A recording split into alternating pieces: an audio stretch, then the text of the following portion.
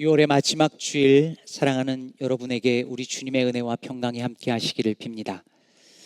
언젠가 한번 소개해드렸던 미국의 대표적인 작가 나다나엘 호손이 쓴 1850년에 출간한 The Scarlet Letter, 주홍글씨를 여러분들 아실 것입니다. 이 책은 17세기 미국 동부 뉴 잉글랜드 청교도 사회를 배경으로 하고 있습니다. 잘 아는 것처럼 간음했다는 이유로 adultery, 주홍글씨를 가슴에 붙이고 사는 헤스터라는 여자가 등장하고, 이 여인과 간음했으나 사람들에게 숨기고 존경을 받는 딤스데일이라고 하는 목사가 등장을 하죠. 그런데 흥미로운 것은 호톤이 이 책을 출간했던 1850년 그 당시에 미국 사회를 떠들썩하게 했던 사건들이 있었는데, 그것이 무엇이냐면 바로 목회자들의 성적 스캔들이었었습니다.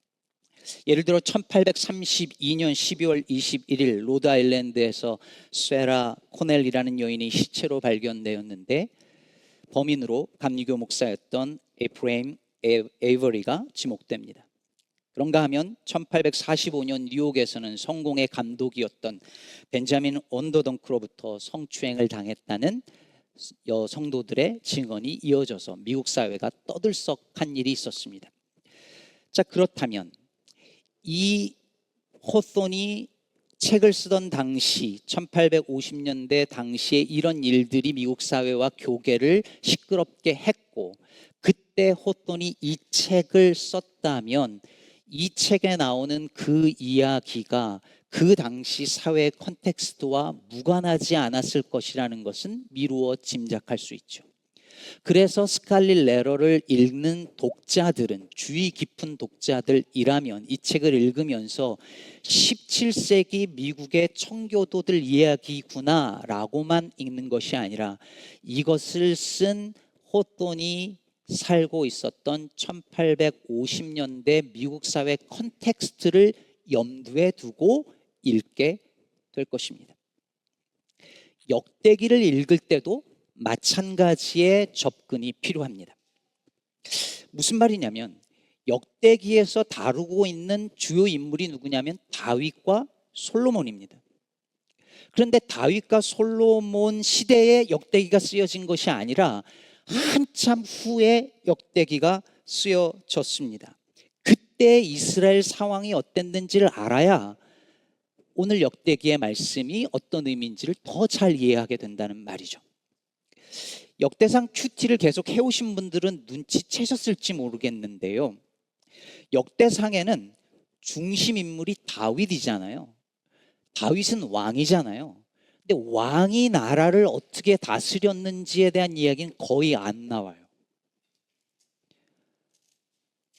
그럼 무슨 얘기가 중심일까요? 역대기에서 다윗이 한 가장 중요한 일, 그것은 성전 건축을 준비한 일이었습니다.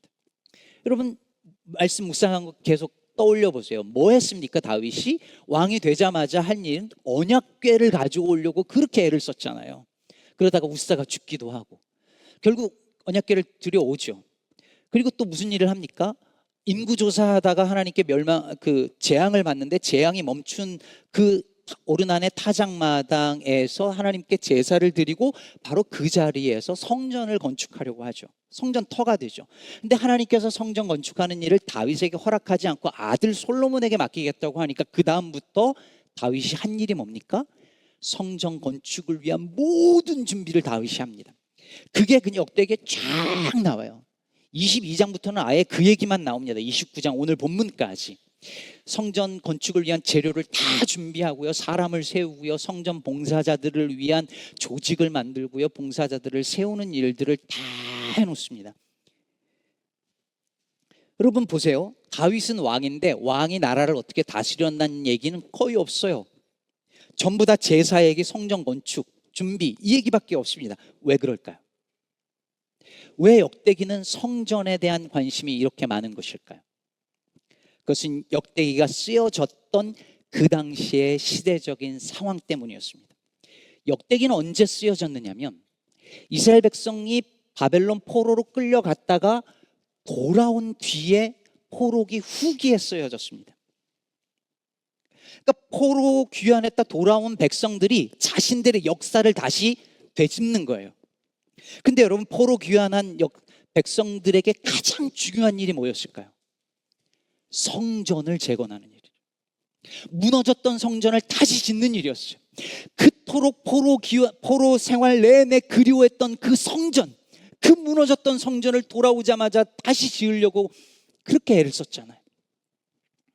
이게 왜 중요합니까? 단순히 건축하는 게 중요한 게 아니에요. 이건 자신들의 정체성을 다시, 무너진 자신들의 정체를 세우는 일이었습니다.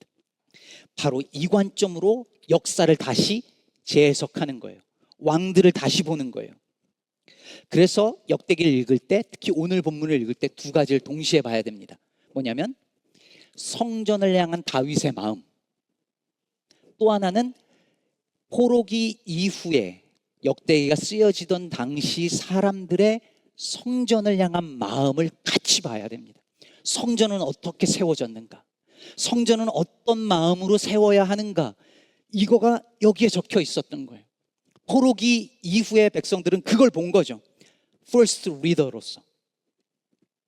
이 질문들에 대한 대답이 오늘 다윗의 기도 속에 담겨져 있습니다. 오늘 보면 11절을 다시 보겠습니다. 여호와여, 위대하심과 권능과 영광과 승리와 위엄이 다 주께 속하였사오니 천지에 있는 것이 다 주의 것이로소이다. 여호와여, 주권도 주께 속하였사오니 주는 높으사 만물의 머리심이니이다.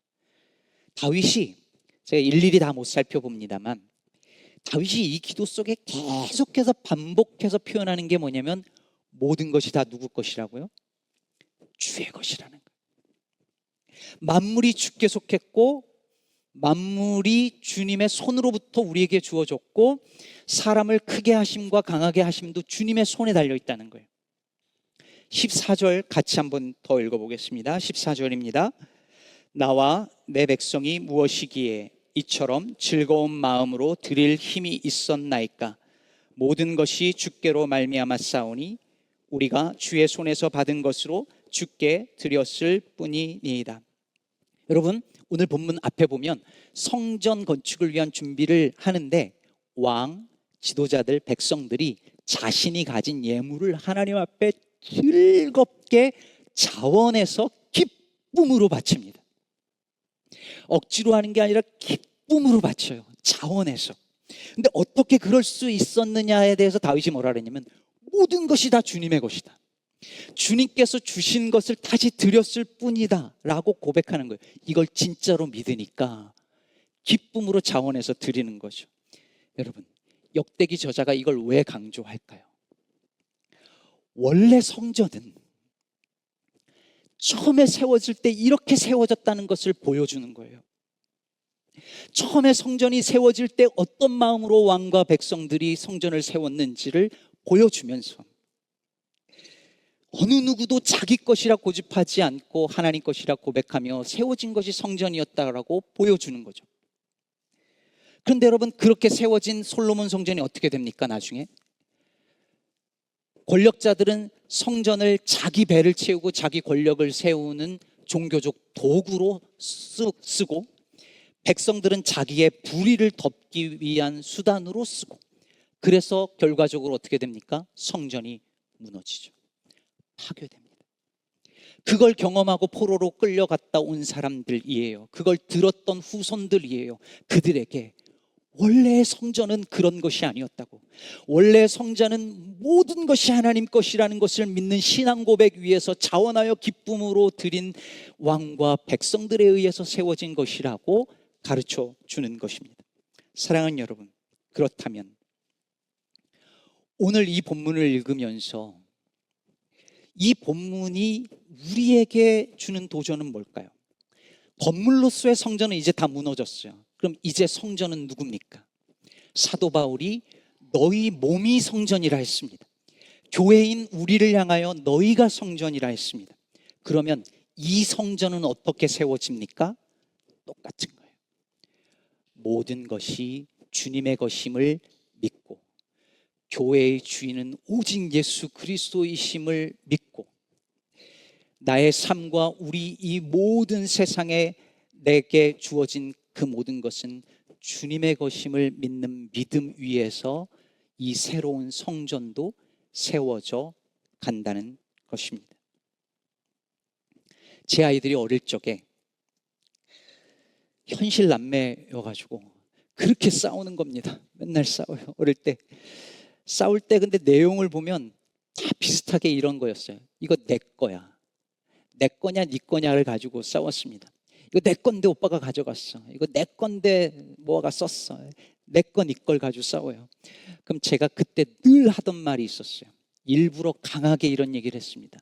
얘들아, 세상에 내 건 없어. 다 하나님 것이고 하나님이 사이좋게 쓰라고 우리들에게 맡겨주신 거야. 아무리 얘기를 해도 소용은 없었지만 그래도 내 것 찾았지만 계속 얘기해 줬어요.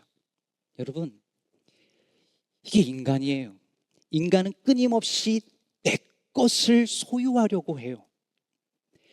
내 것, 내 돈, 내 집, 내 땅, 내 자식, 내 가족.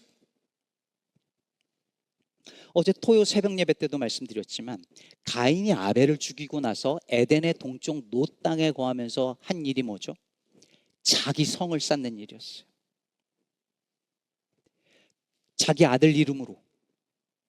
그 얘기는 뭐예요? 내 땅이야, 내 성이야, 아무도 못 건드려. 하나님 지켜주신단 말 못 믿어. 내가 지킬 거야. 내 인생이야, 내 삶이야, 내 가족이야, 내 거야. 그래서 사람들은 내 땅을 갖고 내 성을 쌓고 내 이름을 만들고 내 소유물을 가지려고 합니다. 남의 것을 빼앗아서라도 내 것을 만들고 그 과정에서 남을 해치기도 합니다. 그것이 가인의 후예의 역사입니다. 그럼 우리는 다 어릴 적에, 여기 계신 대부분의 분들은 어릴 적 다 땅에서 놀았잖아요. 땅 따먹기 기억나십니까? 조그마한 돌멩이를 가지고 탁탁탁탁 이렇게 4-5번 쳐서 금을 거서 돌아오면 그건 내 땅이었잖아요. 생각해보면 기가 막히죠. 얼마나 땅이 갖고 싶었으면 애들 놀이도 땅 따먹기를 했겠어요. 그런데 여러분 아십니까? 인류의 역사는 땅 따먹기 역사예요. 내 땅을 더 갖고 싶어하고 땅을 소유하느냐 못하느냐, 이게 삶의 많은 것들을 갈라놓고 내 땅을 차지하느냐 못하느냐에 따라서 사람이 죽고 살며 여기까지 왔고, 심지어 국가 간의 전쟁도 땅 차지하는 문제로 지금도 싸우고 있어요. 그런데 하나님은 분명하게 성경에 기록하기를 땅은 내 것이다, 토지는 내 것이다 라고 말씀하셨습니다. 어느 누구도 함부로 퍼머넌틀리 땅을 사거나 팔 수 없도록 하셨습니다. 이유는 무엇입니까? 땅은 하나님의 소유이니 누구도 독점하거나 사유화할 수 없게 한 것이죠. 그런데도 오늘날 인간들은 땅을 소유했다는 이유로 더 많은 부와 권력을 얻습니다. 더 많은 땅을 소유하기 위해서 폭력을, 전쟁을, 불의를, 불법을 불사합니다. 그것이 오늘날 저 중동 땅에서 일어나는 침략 전쟁의 현실이기도 합니다. 지금도 국가적인 땅 따먹기는 가인의 후예들에 의해서 저질러지고 있습니다. 이런 세상에서 살면서 하나님의 성전인 우리는 모든 것이 주님의 것이라는 이 신앙의 고백을 어떻게 삶으로 고백하고 살아낼 수 있을까? 이것이 우리에게 주어진 숙제인 것입니다. 그런데 놀랍게도 사도행전 2장과 4장에 보면 초대교회가 이것을 실현해냅니다. 사도행전 4장 32절에 보면 믿는 무리가 한 마음과 한 뜻이 되어 모든 물건을 서로 통용하고 자기 물건을 조금이라도 자기 것이라 하는 이가 하나도 없더라. 자기 거라고, 이건 내 거라고 주장하는 이가 하나도 없었다는 거예요. 이렇게 말하면 이거 사회주의다 공산주의다 할까요? 성경의 비전이었어요. 하나님 나라의 비전이었어요. 내 것이라고 주장하는 이가 아무도 없고 그것을 다 사도들의 발 앞에 내려놓으며 함께 통용하며 쓰는 그 코이노니아. 다윗이 성전 건축을 할 때에 왕과 지도자들과 백성들이 자신의 것이라 주장하지 않고 기꺼이 바쳤던 그 모습이 초대교회에서 온전한 모습으로, 더 온전한 모습으로 실현된 거죠. 이게 뭘 보여주겠습니까? 건물로서의 성전은 무너졌지만 교회가 진정한 의미의 성전의 모습을 만들어가는 걸 보여준 거죠. 오늘 이 본문을 이야기를 하면 헌금 내란 얘기인가 보다라고 생각하는 분들이 계셔서 조심스러워요. 실제로 교회에서 이 본문 가지고 헌금 찬송이 이 본문 가지고 있잖아요. 모든 것이 주께로부터 왔으니. 그러다 보니까 이 본문을 가지고 가면 선입견이 있어요. 그러나 여러분, 이것은 헌금도 포함하지만 헌금만의 이야기가 아니에요. 오늘날 교회 안에서 사라져버린 그 코이노니아, 어느 누구도 내 것이라고 주장하지 않고 함께 통용하는, 함께 공유하는 그 코이노니아의 정신이 초대교회는 있었다는 거예요. 어떻게 있었을까요? 모든 것이 주님의 것이라는 사실을 정말 믿었고 그것을 교회 공동체 안에서 실현해냈기 때문에 가능했던 것입니다. 우리가 이것을 정말로 믿는다면 그 신앙을 우리의 삶에서, 일상에서, 가정에서, 일터에서, 교회에서, 우리 세상에서 이것을 어떤 방식으로든 살아내야 하는 과제가 우리에게 있다는 거예요. 사랑하는 여러분, 여러분이 가진 모든 것이 정말 주님의 것임을 믿으십니까? 정말 여러분이 가지고 있는 모든 것이 주께로부터 왔다는 사실을 믿으시나요? 여러분의 가진 돈, 여러분의 집, 여러분의 땅, 내 것이라고, 내 소유라고 착각하는 여러분의 자녀들, 내 가족, 여러분의 재능, 그 모든 것이 주님의 것임을 여러분 정말 믿으십니까? 믿는다면 그것을 주인 되신 주님을 위하여 어떻게 드리고 계십니까? 어떻게 사용하고 계십니까? 정말로 믿는다면. 저는 고등학교 때 목사가 되기로 헌신했습니다. 저는 고등학교 때 제가 품었던 마음이 뭐냐면, 앞으로 살아갈 내 인생에, 예수 믿고 난 다음에 살아갈 내 인생에 어느 한 부분이 아니라 전부를 주님께 드리고 싶었어요. 한 부분도 빼지 않고 전부를 하나님께 드리고 싶어서 제가 선택한 길은 목사였습니다. 그러나 여러분, 인생의 일부가 아니라 전부를 드려야 하는 사람은 목사만이 아닙니다. 어느 누구도 예외가 될 수 없습니다. 여러분 모두 여러분의 삶을 통하여, 일상을 통하여, 여러분의 직업을 통하여, 여러분의 인생 전체를 통하여 내 인생은 주님의 것임을 고백하며 주님께 드리는 삶을 살아야 할 줄로 믿습니다. 그럼 모든 것이 주님의 것이라는 이 믿음을 이 세상에서 정말로 살아내려고 생각하면 우리에게 상상력이 필요합니다. 생각해 보십시오. 땅이 내 것이라고 소유할 수 있는 것이 원래 아니었다는 사실을 우리가 정말 믿고 산다면 이 땅의 경제 시스템이 바뀔 겁니다. 여러분, 자연이, 피조 세계가 인간이 함부로 소유해서 쓰고 버릴 수 있는 게 아니라고 생각하고 정말로 산다면 우리 함부로 이렇게 막 먹고 버릴 수 없을 것입니다. 제가 최근에 충격적인 이야기를 하나 들었어요. 대한민국에 새들이 1년에 무려 800만 마리가 부딪혀서 죽는답니다. 늙거나 병들어서 죽는 것이 아니라 벽이나 유리창에 부딪혀서 800만 마리가 1년에 죽는 거예요.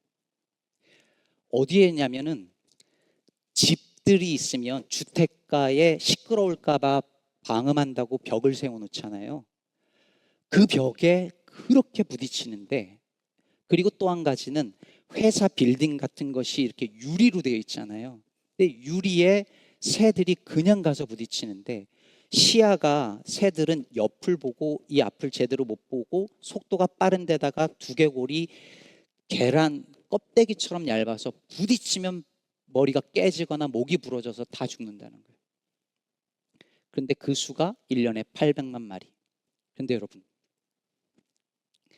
한국에 조류 충돌 방지 협회라는 게 있답니다. 조류 충돌 방지 협회. 거기 이사께서 이런 말씀 하시더라고요. 사람이 하루에 눈을 2만 번 깜빡거린대요. 근데 하루에 2만 마리가 부딪혀 죽는 거예요. 그럼 우리가 눈 깜빡할 때마다 한 마리씩이 죽는 거예요. 인간이 편하자고 공중의 하늘을 차지해버리고 동물을 죽게 만들어요. 우리 것이 아니잖아요. 인간의 것이 아니잖아요. 하나님의 것이고 우리가 잘 돌보라고 주신 피조 세계를 사람들이 이렇게 망가뜨리고 있어요. 그런데 새들이 그렇게 부딪히는데 충돌 방지 스티커만 붙여놓으면 새들이 피해 간답니다. 근데 스티커를 안 붙이려고 그래요. 돈 들죠? 뷰가 나빠진다고. 그것만 붙이면 안 죽는데. 그러면 여러분, 저 하늘이, 저 새들이, 이 피조 세계가 내 것이고 인간의 소유가 아니라 하나님의 것인 걸 정말로 믿는 사람들이 이 땅에서 실천하며 살아가야 할 일들은 그와 같이 누구나 할 수 있는 일들이에요.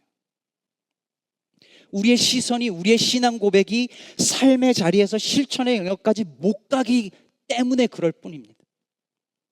그렇다면 여러분, 이걸 살아내는 사람이 그리스도인이어야죠. 여러분, 자녀들에게도 가르쳐야 합니다. 내 것이라고 소유할 수 없다고. 인간은 함부로 그것을 마음껏 소유하며 쓰다가 버리라고 주신 게 아니라고. 그렇게 막 먹다가 버리면 안 된다고. 하나님이 주신 피조 세계를 잘 가꾸어야 한다고. 오늘 본문 18절에서